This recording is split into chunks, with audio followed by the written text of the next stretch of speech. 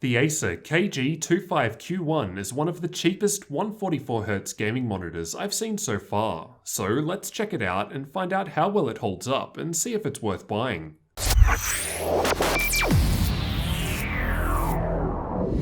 The monitor has a 24.5-inch screen with a 16:9 aspect ratio and runs with a 1080p resolution, so 1920 by 1080, nothing special about that.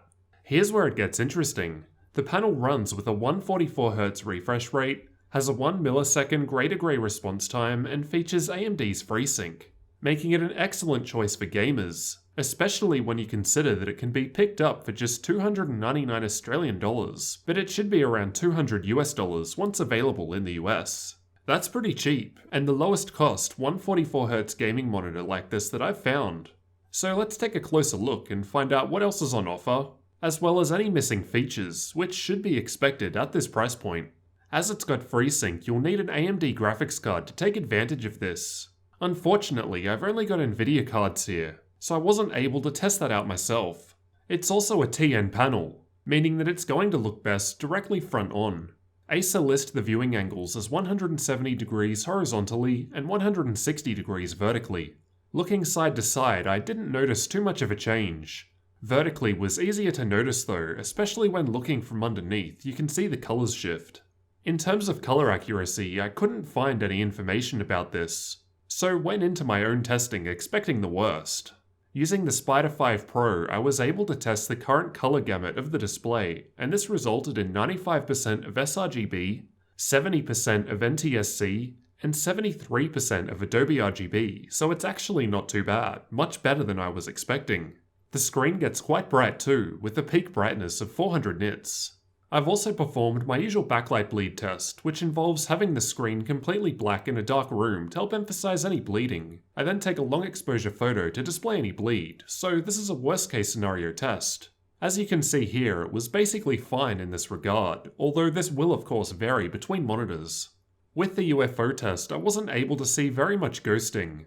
Although it's difficult to show here as my camera is only shooting at 30 FPS, so I can't really represent what I actually see.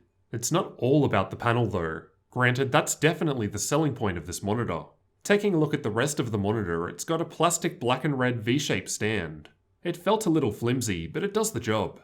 Despite the stand being covered in plastic, it seems to be metal inside. And it does a pretty good job of supporting the panel, even if I bump my desk it only wobbles a little. The bezels are fairly thin, at around 7mm or so based on my own measurements. The stand can also be removed if you plan on instead using the 100mm VESA mount. As the mount is above the stand connector, you can still use it while connected to the stand, for example if you wanted to mount a NUC or something. The on-screen display was pretty easy to use and navigate through. All of the buttons are found on the front panel on the right side, making them very easy to access and see what you're pressing. The back, like much of the rest of the monitor, is a matte black plastic. The two speakers are found towards the top, and there's an Acer logo on the top right. The speakers didn't sound that great, probably as they're rear-facing, and they didn't get too loud either. The I/O is on the back toward the bottom and faces down. On the left side of the stand, there's the power input, 3.5mm audio input, and headphone jack. While on the right, there's a DVI port, HDMI port, and DisplayPort 1.2. The HDMI port supports up to 120Hz, so you'll need to use DisplayPort for the full 144Hz refresh rate. There's also a Kensington lock nearby. As for the included cables, you get an HDMI cable, DVI cable, DisplayPort cable, 3.5mm audio cable, and of course power cable and external power brick. Both the stand and display together weigh in at around 4.2 kilos, or just 3.7 kilos for the panel alone. As for the overall dimensions, the panel itself is around 55.8cm in width, 42.9cm in height, and 5cm in depth. Unfortunately, the monitor isn't very adjustable. It's got your typical -5 to 15 degrees of tilt, and that's about it. There's no height adjustment, swivel, or pivot available here. If you really do need more options though, you could always attach it to a monitor arm using the 100mm VESA mount. So far, the monitor doesn't look too bad. But how was it to actually use day to day? As you'd expect, while playing games, everything looked super smooth due to the 144Hz refresh rate and quick response time.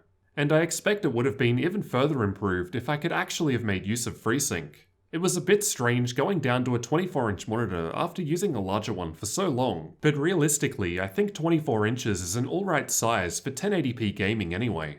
In modern games, you'll need a powerful graphics card to actually take advantage of the higher refresh rates, but for less demanding esports titles like Overwatch and CSGO, you can get away with a lower end graphics card, especially if you're willing to drop the settings down a bit. Playing Overwatch on ultra settings with my Nvidia 1080 ran well above 144fps, and the gameplay was very smooth the whole time. I've also used the monitor to edit some recent videos too, and as shown before, the colour gamut isn't too bad. To my eyes, it definitely looked good enough to get the job done. As for the price, it's going for around 299 Australian dollars here in Australia, which translates to $225 US for my international viewers. But things usually cost more here, so it'll probably be closer to $200 US when it's available, making it one of the cheapest monitors with a 144Hz refresh rate. So what did you guys think of the KG251QF gaming monitor from Acer? I'm still impressed that we can now get 144Hz displays with FreeSync and 1 millisecond response times for this price.